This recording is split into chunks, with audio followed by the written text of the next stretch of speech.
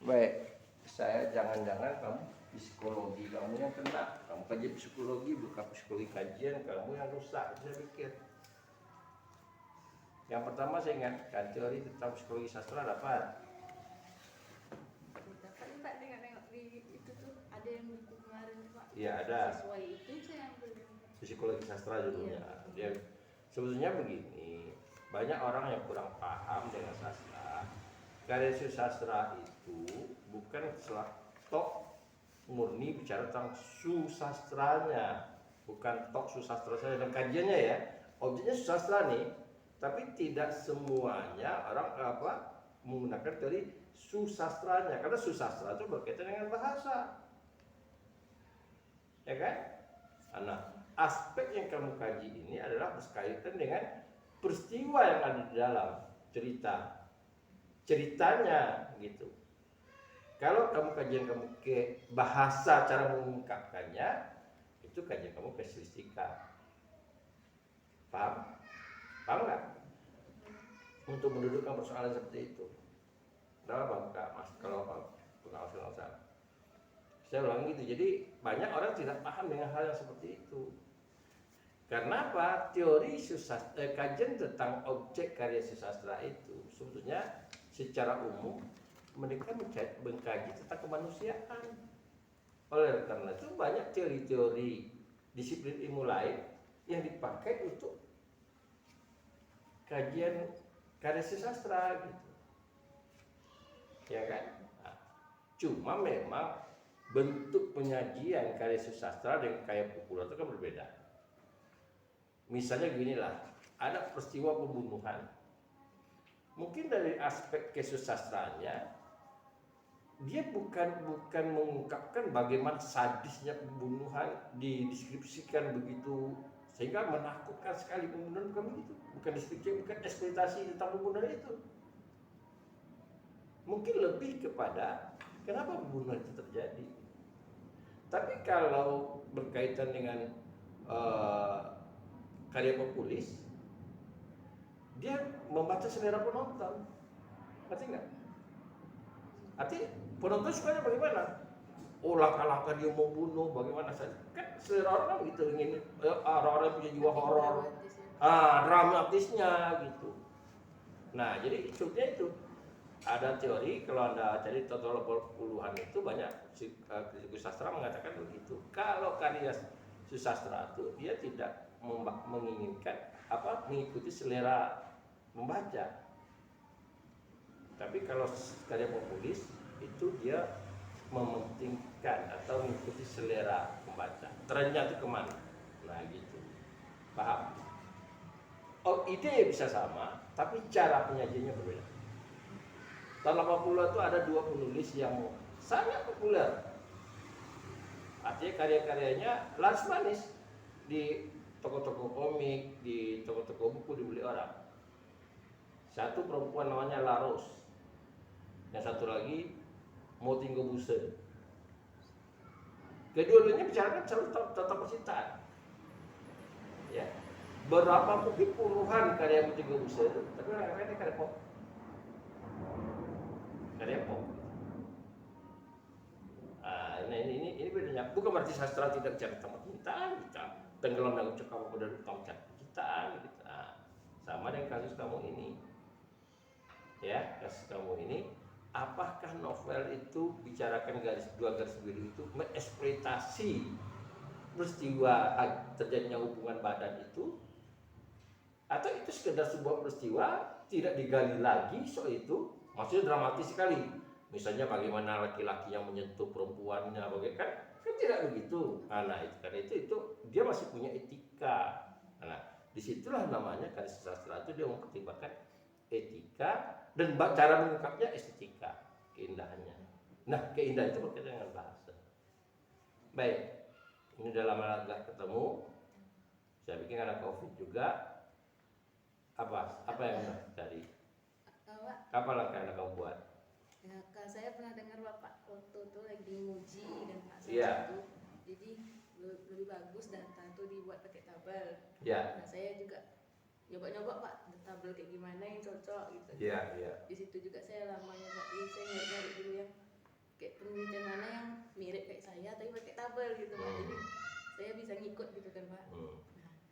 terus. Jadi begini, itu bisa begini. Ya bisa dua cara, ya. Dan itu kalau menurut saya tidak ada salahnya. Kalau orang berpikir kualitatif murni ini, ya, dia dapat data langsung lulus, Jadi kalau kamu baca novel itu, ketemu data nih, kamu pakai teori apa? Id, ego, super ego. Id, ego, super ego.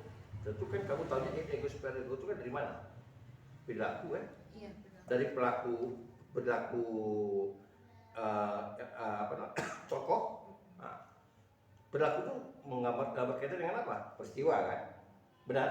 Nah, jadi ketika kamu baca, jumpa perilaku pertama, langsung kamu kategorikan ini id, ego atau super ego. Kamu bahas. Kalau kamu katakan id, kenapa katakan id? Ego, kenapa kamu katakan ego? Jadi itu identifikasi data. Terus sampai akhir peristiwa. Nah, yang katakan itu, Anda bisa balik ke sudah tuh. Anda kumpulkan. Dari sudah Anda teliti itu, oh berarti secara kesimpulan Anda, nah, ini segini dapatnya. Egonya di sini, super ego di sini. Itu cara berpikir induktif. Cara pemaparan, bukan berpikir, cara pemaparannya induktif. Jadi dari rinci satu ditemukan simpulan berapa? Tabelnya di belakang. Nah, mudah memahami. Kalau yang saya katakan itu kita kalau secara induktif kita udah baca nih, oh kita simpulkan tabel secara umum dulu baru kita rincikan. Ataslah kamu. Tapi kalau style yang mau pakai yang model pertama boleh, padahal datanya ada, kan nama kamu semuanya ada. Jadi awalnya saya kayak nyari datanya kan Pak. Itu kan ada dua tokoh utama Pak. Iya. Dara sama Bima. Iya. Jadi misalnya Dara, saya buat id Dara segini Pak. Iya. Ego Dara. Berarti kan kamu pisahkan. Kalau dalam kualitatif tidak bisa dipisahkan. Setiap ketemu gitu. Peristiwa pertama si Dara nih, kedua masih si Dara, ketiga si Bima, ya tetap bahas terus. Nanti baru dikelompokkan. Jadi dalam penelitian begini, identifikasi dulu. Kamu sebelum dalam identifikasi cuma memisahkan kan? Paham? Rekam. Ini saya bingung Pak. Enggak, dia data sudah ada, tinggal menatanya aja.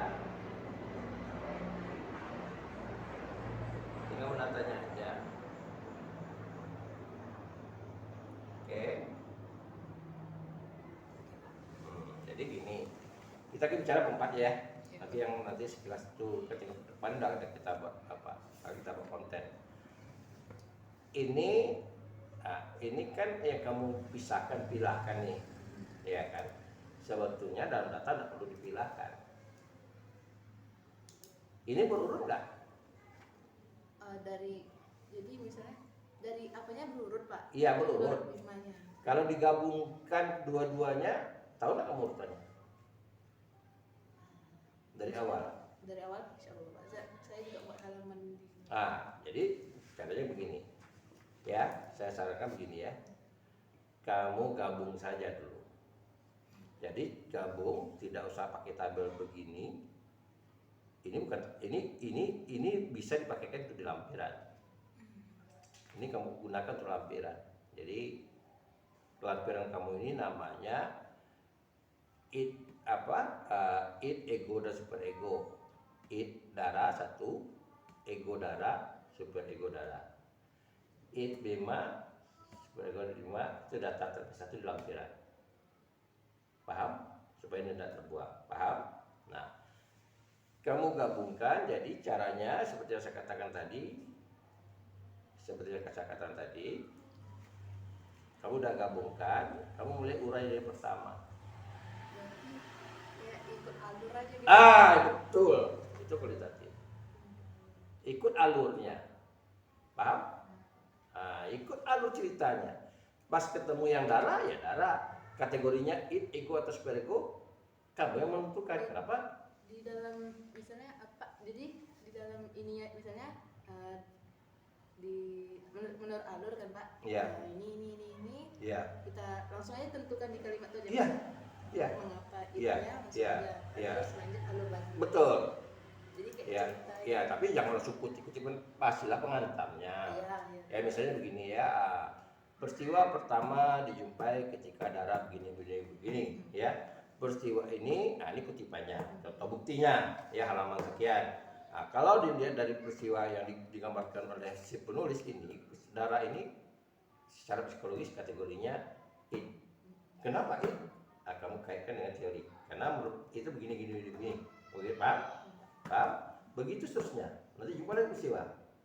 Nah, peristiwa selanjutnya ini. Kamu sebutkan halaman. Kamu tinggal pindah datanya udah ada di sini nih. Tinggal pindah nyusunnya. Paham? Nah, lalu nanti sudah terakhir semuanya. Itu namanya kan data kan itu. Analisisnya kan udah kamu analisis sekali data dan analisis tuh. Itu udah data dan analisis cuma 4.1 tuh. Nanti pembahasannya 4.2. Pembahasan tuh Itu kamu menganalisis kenapa, siapa yang dominan it-nya, siapa yang dominan egonya, siapa yang dominan super egonya antara dua orang itu. Lalu kenapa it itu muncul? Itu interpretasi kamu. Kamu bicara tentang it, ego dan super egonya. Sesuai dengan teori. Kenapa it itu muncul di darah? Kenapa it itu muncul di apa? Di Bima. Apakah ada faktor internal di dalam dia, psikologi dia, atau faktor eksternal yang mempengaruhi psikologi dia? Paham? Itu cara kamu menganalisis, bebas kamu analisis. Dan kamu bisa saja mengatakan, bisa saja ketika itu kamu menggunakan, dikuatkan dengan pendapat orang lain. Misalnya gini, ada orang mengatakan begini, ego itu disebabkan karena memang secara karakter manusia itu adalah egois. Misalnya gitu. Dari lahirnya manusia itu udah egois. Cuma karena egonya itu orang bisa kadar ego orang itu bisa dominan atau tidak, itu tergantung pada tekanan lingkungan. Nah, misalnya gitu kan, ada teori gitu. Kamu bisa katakan ini kan dia ego, ini karena dia lebih dominan daripada lingkungannya misalnya. Atau dia memang dari rumahnya, dari keluarga, dia didikannya, dia itu diberikan kebebasan. Paham kan? Jadi itu di 4.2, aku membahas di 4.2. Ngerti gak? Jadi kita masih bisa ketemu nanti satu kali lagi. Jadi itu yang saya katakan. Setelah kamu jelaskan itu, baru mana data umumnya mana? Data simpulannya mana? Kesimpulannya Pak. Yang jumlah berapa ego super ego? Itu saya belum enggak buat Pak karena pikiran. Enggak, itu nanti ini lampiran nih. Ini lampiran nih data identifikasi kamu. Cara kamu mengidentifikasi nih. Totalannya Pak. Iya, jadi it-nya berapa? Itu bisa kamu pakai di penutup 4.1. Kita berbeda. Ya, jadi dari uraian di atas, setelah analisis kebutuhan di atas ya, secara garis besar dapat disederhanakan seperti begini. Bima, tahu ya? Darah, Bima, dua nama tokoh darah Bima, kemudian it, ego, super ego. Ya kan? Paham? Berapa it-nya, berapa egonya, apa super egonya. Paham? Nah, itu simpulannya. Tidak ada pun ada masalah. Tapi itu membantu kamu ketika ditanya oleh Puji, berapa it-nya yang Bima? Kamu udah punya data. Ya kan? Berapa egonya? Ada berapa kamu temukan kalau ditanya berarti Puji? Ada berapa it kayak kamu temukan dalam novel ini? Nah, kamu kan ada jumlah di bawah, ada jumlahnya. Di kolom di atas it, Bima berapa, darah berapa, jadi buat jumlah. Jadi kalau secara menyeluruh novel ini it sekian, egonya sekian, paham? Itu dia. Itu sebetulnya ada orang terlalu ekstrim, itu kuantitatif, betul. Kita menyederhanakan. Saya mikirnya itu tadi Pak. Iya, kita menyederhanakan temuan kita. Memang angka-angka berkaitan tuh, dia namanya angka-angka, jumlah namanya itu kuantitatif. Kalau secara ekstrim gitu, tapi menyederhanakan kualitas itu kita kelompokkan yang kualitas yang kategori itu menyederhanakan seperti itu. Tujuan kita bukan apa, penyederhanaan cara berpikir kita. Oke, semangat ya. Belum terlambat betul lah. Sudah berapa nih? sekitar 8 berjalan kan? Harus selesai berlapan. Saya mikir, oh iya berlapan ya sekitar genap ya? Iya, berarti bukan terlambat dan arti akademi tidak terlambat, nggak terlambat. Insya Allah itu bisa.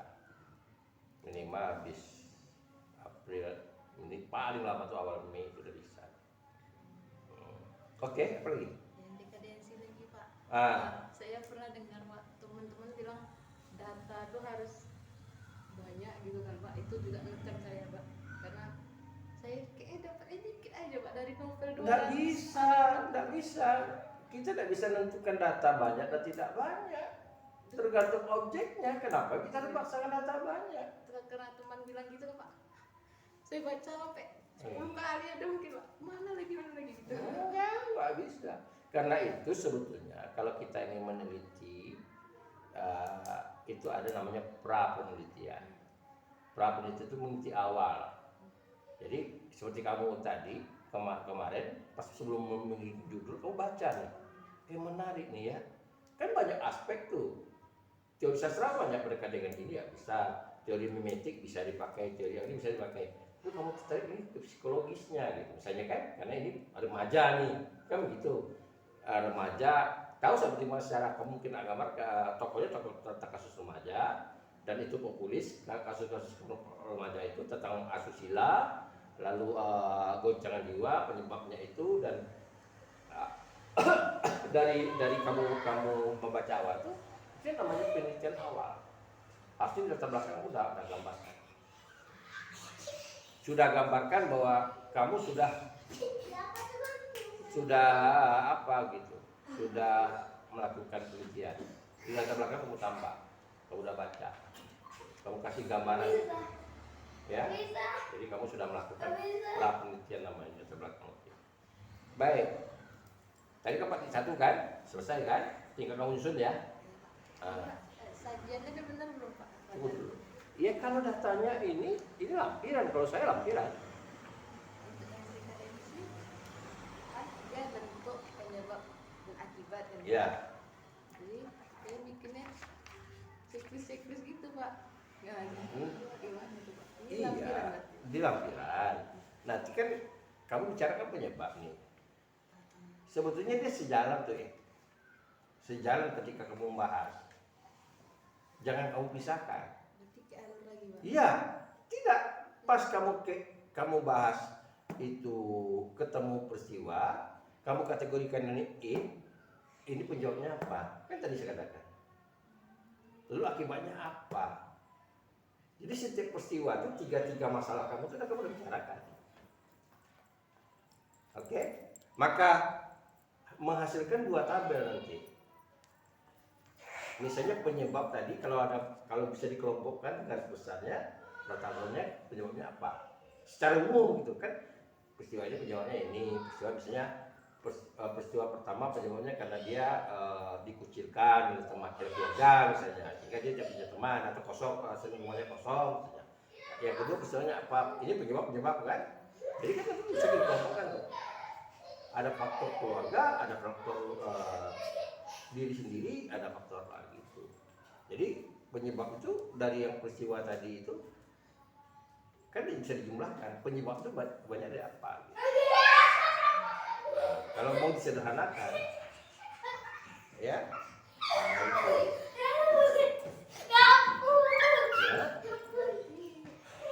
Apa ini gimana nih Pak penyajiannya? Di sejalan. Tunggu nih. Jalan ini agak apa nih, agak tewel nih. Tunggu. Telnya yang satu itu dapat objek, ya 3 masalah harus dibahas. Nggak usah dipisah. Karena kalau dipisahkan, di peristiwa juga itu 2 kali data disajikan. Berarti Pak penyebabnya itu saya bukan ngutip tapi saya mikir sendiri gitu. Iya. Dari cerita saya mikir. Iya. Bisa gitu. Bisa saja itu tuh tergambar di teks. Bukan yang katakan dia terjebak. Misalnya begini ya, Dara ini rumahnya sering kosong di rumah. Ya kalau dia pulang, bapaknya ibunya kerja dari pagi sampai sore. Sementara jadwal dia pulang sekolah itu lebih awal, sehingga dia tidak merasa kesepian di rumah. Itu dalam cerita. Nah, analisis kamu, tentulah dia perlu teman, ya kan? Analisis kamu ini penyebabnya karena Dara itu ketika dia pulang ke rumah, dia orangnya tidak mau keluar rumah, dia pulang ke rumah, dia cari teman. Jadi ada kesempatan setelah cari teman. Pada mulanya dia cari teman, ya kebetulan teman yang dekat sama dia itu adalah si Bima, ya kan? Awal mulanya teman apa? Teman dia bisa bermain di rumah kan gitu asalnya. Masih di ruang tamu, masih bermain begini gitu kan. Lalu akhirnya kan ruang karena tidak ada pengawasan, tidak ada teguran, akhirnya mereka tidak ada batas. Si Bima sebagai tamu, sekarang Bima itu udah dianggap bagian dari di rumah. Paham? Kamu sekarang sebagai tamu nih, tapi kalau udah terbiasa ke rumah saya, berarti kamu kan tidak hanya duduk di ruang tamu, ya kan? Mungkin saya bilang, Fitri, tolong ambil ayam di belakang. Berarti kan udah mulai batas. Jadi Bima itu sudah diterima oleh dari versinya si Dara. Dia bukan lagi seorang tamu yang ada wilayah, ya kan? Kan itu dia aja bermain dalam kamar kan begitu. Karena dia sudah dekat kali gitu. Tak ada rahasia tanpa batas. Paham? Ngerti? Terjadi peristiwa bisa jadi karena suasananya kamar. Ada tempat tidur di sana, ada kamar sana, ada dua laki-laki dan orang. Gejala secara psikologis, kebutuhan psikologis walaupun dalam bercanda, kalau itu kan tempat tidur gitu, kamar gitu, ya kan? Beda kalau orang berada di ruang tamu gitu, pasti dia punya batas. Nah, itu yang membahas tadi, ngerti? Itu yang kamu namanya analisis. Jadi analisis itu di 4.1 itu data dan analisis. Dapat data, kamu analisis, dia kategori in, ego, super ego, penyebabnya apa, akibatnya apa. Ya langsung terus gitu. Paham? Jadi enggak. Paham? Ya. Jadi misalnya tadi kan yang peristiwa kan tidak langsung gambarnya si Bima langsung masuk kamar kan tidak. Dia masuk jadi tamu bermain di ruang tamu. Dan ini masih aman, ada yang ngontrol, tidak mengawasi, ya kan? Jadi dari luar tamu, jadi tempat itu dianggap bagi mereka secara sosial berteman dan ada batasnya gitu, ngerti kan? Sehingga si Dara berani-beraninya mengajak si Bima bermain di daerah privasinya. Privasinya itu adalah kamar. Ngerti? Itu membahas terus. Nanti di 4.2 kamu sudah lakukan ini, cuma cara masa 4.2 baru kamu bahas kenapa selalu muncul itu di Bima. Apakah di Bima sama di Dara itu penyebabnya sama? Ngerti tidak? Bisa saja di Dara itu faktor karena dia kesendiriannya, kesepinya. Bisa jadi Bima ini mungkin saya tidak baca betul, tipikal memang orang lagi puber, lagi sudah baru kenal dengan perempuan. Ya, atau sebaliknya, Bima kan ada pernah pacaran, jadi dia baru kenal perempuan gitu. Ya kan? Mungkin juga misalnya mulai dari peristiwa yang artinya perilaku yang sifatnya sensitif. Ngerti? Sensitif begini, mungkin ada peristiwa si Bima itu, si Dara itu udah narik Bima. Itu kan perilakunya sudah mulai apa? Candanya udah beda-beda gitu. Ngerti kan? Lalu si Bima ini merasa punya peluang dia. Ngerti tak? Ya, ada punya peluang tuh dia merasa punya diberikan kebebasan gitu. Bercandanya udah bukan batas sebagai teman sekolah gitu. Paham? Jadi itu kamu seperti itu. Di 4.2 ya Pak? Di 4.2. Jadi kamu baca, jadi gini, supaya Fitri tidak bingung nanti, kan ini menyusun lagi nih, yang saya sebutkan itu 4.1. Rasanya ada yang mau dibahas, ini enak, ini yang mau saya bahas ini nih, buat di belah. Jadi, jangan tunggu habis semua. Ngerti nggak? Kan kita menganalisis ini ego misalnya. Misalnya, oh ini itnya begini, ini mau saya jadikan pembahasan nanti di pembahasan misalnya data ini. Fitri buat di catatan lain. Langsung disisihkan. Langsung aja disisihkan. Atau kalau mau pakai kertas kecil atau di laptop gitu. Di data 4.2-nya. Sehingga nanti ketika selesai datanya sampai ini tidak mengulang lagi, paham nggak? Paham nggak? Hah? Jadi ibaratnya begini, satu data, analisis, interpretasi selesai.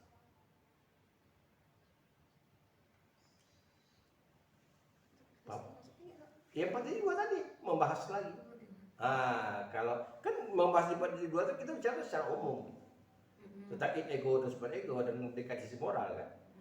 Kita bicara tentang ego dan super ego juga, ya kan? Jadi kamu bisa, Fitri bisa bicarakan begini, dari temuan data dan analisis data di atas, ya, antara Bima dengan Dara itu dalam kasus ego dan super ego ada titik persamaan dan ada perbedaan. Persamaannya apa? Sebab munculnya ego dan super ego. Perbedaannya di mana?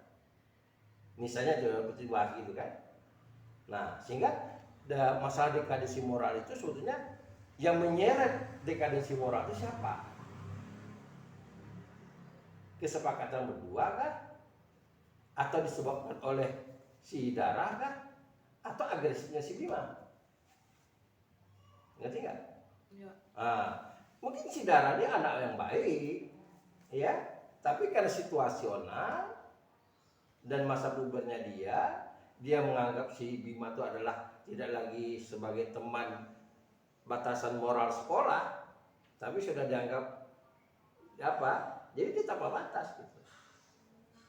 Ngerti nggak? Nah saya nggak tahu ya lebih lanjut. Mungkin saya si Bima ini dia menganggap pertamanya ini, tapi mungkin dia pernah membayangkan secara psikologis, dia pernah nonton film orang pacaran misalnya. Orang dewasa berbuat macam-macam misalnya, timbul gairah dia gitu, ya kan? Bisa jadi seperti itu, paham? Jadi dan itu boleh kamu kutip pendapat orang untuk pembahasan, tapi jangan kutipannya pentingnya pendapat kamu dikuatkan, oke? Paham? Misalnya begini, misalnya ya, bisa saja ada pendapatnya yang membantah. Ya, dalam kasus ini, misalnya yang agresif itu perempuan, si Dara yang agresif, lebih agresif gitu, bukan si Bima. Gitu. Ya, atau begini, yang mula-mula mengarah ke perilaku dekadasi moral itu adalah si Bima misalnya. Kalau Bima ini dia sudah punya pacar beberapa kali pacar putus, misalnya gitu ya.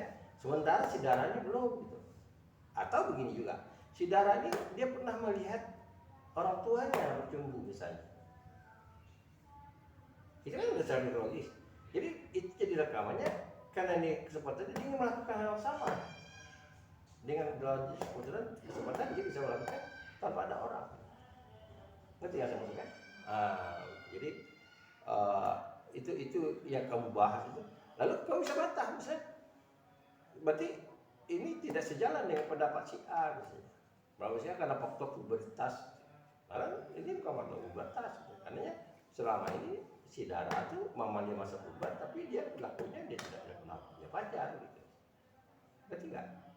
Jadi kamu boleh dalam bahasa boleh interpelasi ya.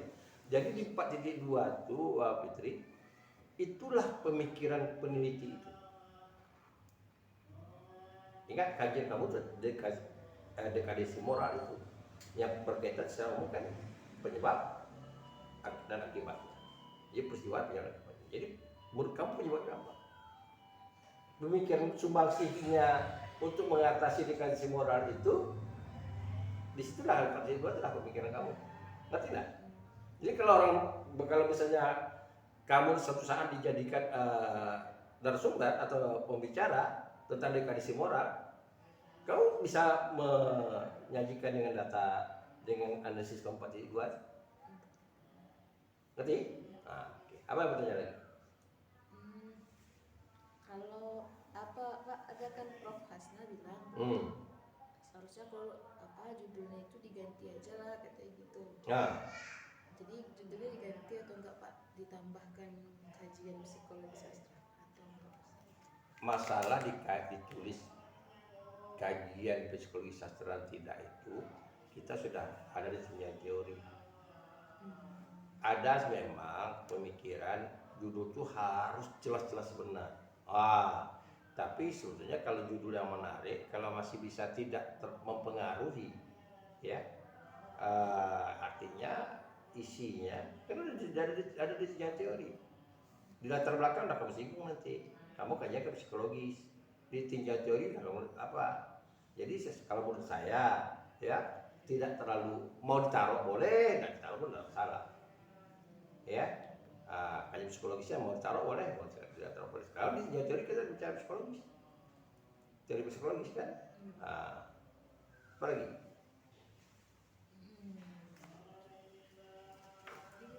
Ya, apa lagi masalahnya?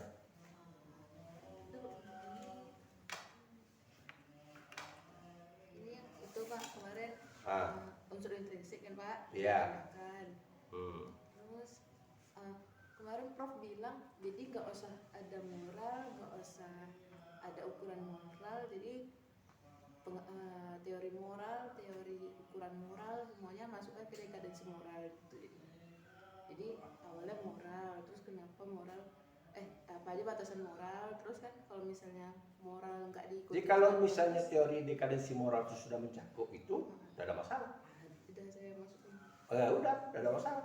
Itu Ya. saya. Jadi sama dengan kita definisi personal, janganlah akan didefinisikan per kata. Maksudnya kan, misalnya analisis apa maksudnya ini apa, kan itu per kata, harusnya kan per variabel aja gitu. Nah itu. Kerangka berpikirnya betul gini Pak. Nah, ini kerangka berpikir nih. Sekarang penyebab apa? Ini objeknya, ujungnya apa?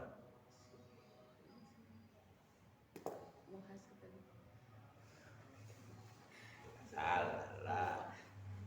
Tujuan kamu itu kan pada dekadensi moral. Artinya penyebab ada akibat kan gitu. Tujuan akhirnya kan itu, menemukan penyebab dan akibat. Jadi ini apa? Itu novelnya Pak. Novel dengan model, kamu lihat ini pendekatan seluruh, pendekatan Ini psikoanalisis Freud. ya semua Freud. Nah ini tema ini. Oke. Dari itu Ini pokoknya mana? Pada tempat. Oke. Jadi kamu lihat penyebab bentuk berarti, alas harusnya dibentuk dulu. iya, sebetulnya ini ada tambah lagi peristiwa. Dari sini kan, iya kan ada peristiwa. Baru titik ini, baru apa? Bentuk peristiwa, penyebab peristiwa, baru itu. Jadi peristiwa ini apa namanya? Satu apa kan di peristiwa kamu lihat. Baru masalahnya berkaitan dengan penyebab, baru kategorinya di sini. Jadi munculnya ide gue kan di peristiwa, kalau bisa lihat. Jadi ini ke sini dulu, jadi di sini ke sini dulu. Ke sini dulu. Lalu iya, itu juga. Itu kan di peristiwa nih. Sini baru kaitannya dengan Baru jadi tiga ini. jadi tiga. Ini peristiwa dekadensinya. Iya. Tapi di rumusan masalah nggak dibuat Pak? Enggak. Nggak usah. Kalau saya itu aja kita kasih tahu Pak Adi juga. Kalau saya begitu ada peristiwa kan muaranya kita di peristiwa, ya kan? yang kamu penyebab peristiwa kan berkaitan dengan penyebab. Jadi bisa jadi bukan, bisa jadi ini ke sini, bisa jadi ini atau gini, sini peristiwa.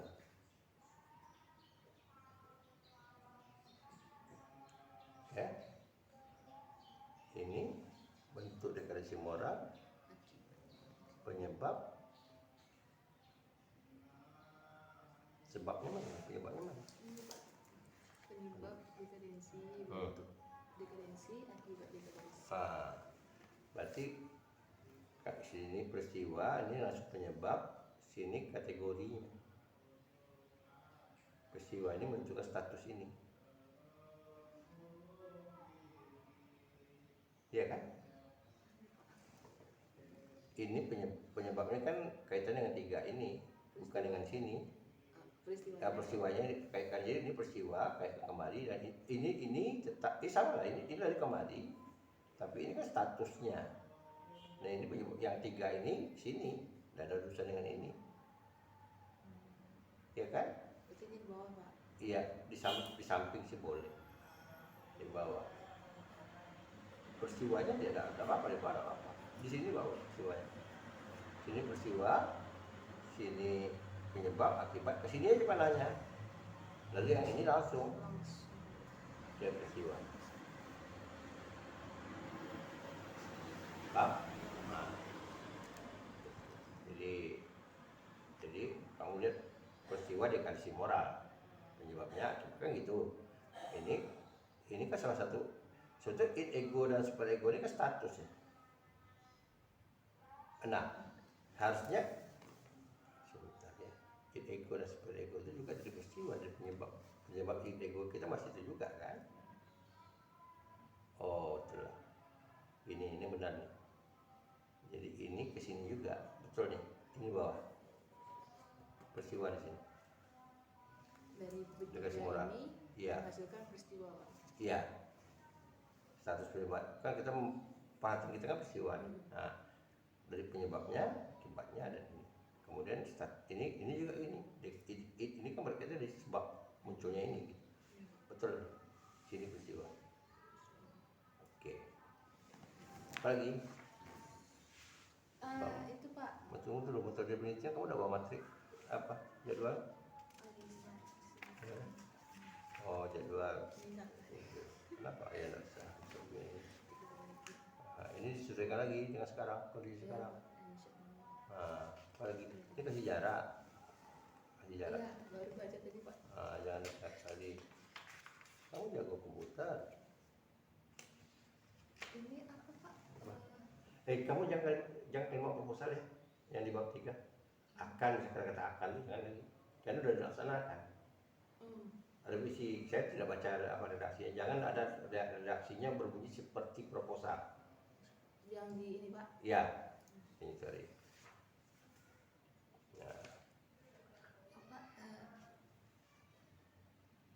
Saya baca itu, Pak, validator itu loh. Betul. Itu gimana, Pak? Ada punya triangulasi kan enggak kemarin? Kak, siapa kamu kita ketemu siapa? Triangulasi kamu apa? Triangulasi itu kan caption data. Kamu pakai apa? Teman sejawat sama itu pembimbing itu. Kamu jelaskan di sini. Berarti saya enggak, kalau udah saya pilih itu enggak perlu orang luar lagi. Enggak perlu orang luar. Soalnya saya dengar enggak bisa pembimbing, enggak bisa. Enggak. Ini kan ada beberapa pilihan. Misalnya kita mendalami teori, kayak apa? Berdiskusi dengan teman sejawat atau pakar itu. Validator itu fungsinya memperkuat bahwa data keabsahan kita itu data kita itu sah. Ya, sebetulnya kalau misalnya validator itu begini. Kalau misalnya kita kajian lapangan nih, kita bawa wawancara juga divalid. Nah, jadi dari alatnya itu sampai hasilnya itu divalid. Ada orang yang mengatakan bukan pada kita aja. Jadi ada orang yang membaca, oh iya pertanyaannya benar nih, ini tidak ada lagi yang tidak penting gitu. Ya Kalau kita menggunakan narasumber, misalnya, nah, validatornya ya kita jelaskan apa yang mau ditanyakan narasumber gitu. Tergantung metode yang kamu pakai di itu gitu. Ya ini kamu marginnya. Ya. Ini Udah tiga gitu. Udah saya print baru saya tengok lagi. Marginnya. Ya. Oke, jadi ini bisa dipakai lah. Dan aja ada kamu susun. Apa lagi? Tidak banyak lagi lah, kamu daftar pustaka kamu kan daftar pustaka. Ada alfabet sih. Apa? Apa? APA. Iya.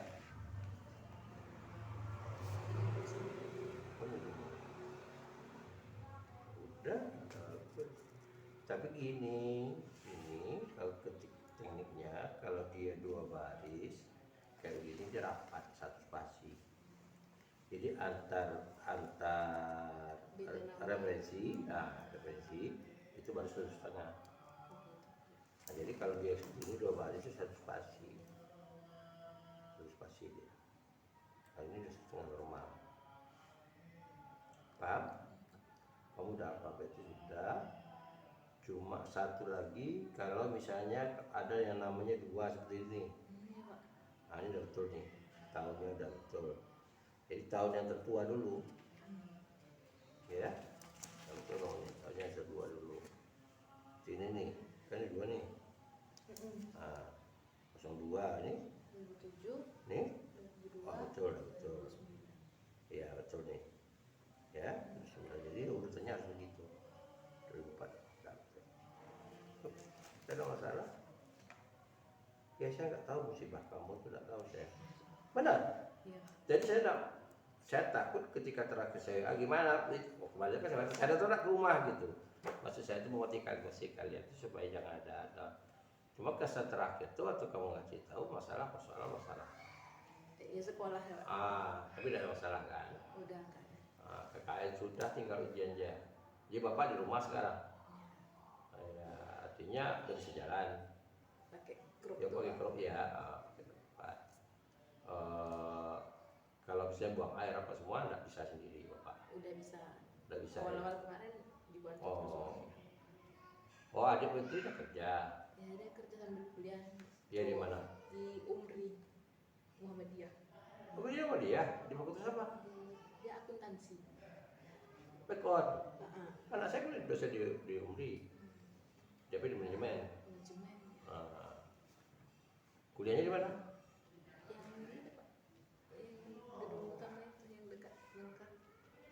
Dia kuliah. Kalau kerjanya itu dia di Koperasi Bang Rio Kepri.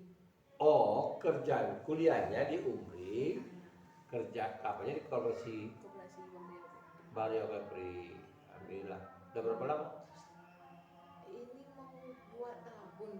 Masih honor ya, masih coba. Agustus nanti lah. Iya. Ya kamu itu tadi saya katakan belum terlambat. Kalau tadi itu kan kalau 3,5 tahun kita ingin cepat gitu ya, tapi ini juga belum terlambat lah. Tidak sampai 8 tahun. Kamu kelambatan paling 2 bulanan dari Ayu. Ya. Nanti saya temu Pak Adi, saya pemimpin kedua.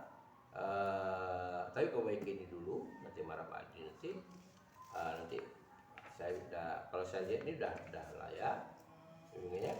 Tapi kalau merasa kurang puas, kamu tinggal kontak saya lagi.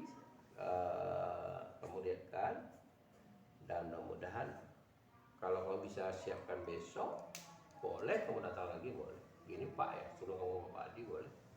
Kalau besok itu jadwal ngantar ke rumah sakit. Enggak, nanti besok ada Selasa ya. Hari Rabu juga ada, saya kan ada seminar praktikum. Nah, saya nyanyikan praktikum. Kemudian ya Kamis gitu. Berarti kamu kan secepatnya. Ya maksudnya kalau kamu mau jadwal konsultasi Pak Adi ya Sabtu atau apa, kalau Sabtu saya full aja. Jadi saya bisa menyiapkan waktu untuk kamu itu ya Kamis. Kalau besok kamu ada rumah sakit, Kamis, Jumat atau Minggu. Minggu boleh Pak? Boleh, tidak ada masalah. Ya, oke. Terima kasih. Mudah-mudahan dekadasi moral selesai gitu. Amin, Pak. Iya betul, psikologi. Saya takut satu, yang kedua banyak pikiran saya dengan kamu itu. Dan jangan referensi nggak dapat nih gitu, yang diminta oleh Pak Uzan gitu. Kemudian jadi banyak juga kata Pak Uzan itu harus adalah buku tentang kita psikologi menurut sastra ya. Walaupun kalau kita lihat dalam teori psikologi itu juga gitu, karena itu tadi saya katakan sastra itu banyak mengadopsi dari teori-teori lain. Misalnya stilistika, gaya bahasa. Nah, gaya bahasa itu orang juga menggunakan gaya bahasa. Kayak kemarin saya tolak jadi penguji sama pengatur gaya bahasa, eufemisme. Si Leo eufemisme ngajar proposal, lalu saya jadi penguji.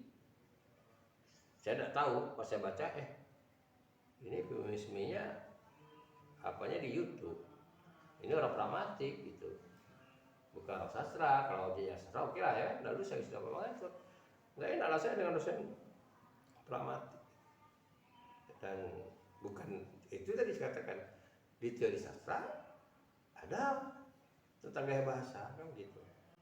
Jadi kan itu di sastra dikatakan kalau pengkajian tambahan dengan pendekatan teori bahasa namanya stilistika teorinya gitu. Sama sosiologi, psikologi. Kalau kalian baca ada teori sosiologi anak sosiologi psikol, banyak ketemu di teori-teori yang sama gitu. Baik, itu aja. Dan alhamdulillah kamu udah kembali ke jalan yang benar. Ya, Pak. Ya.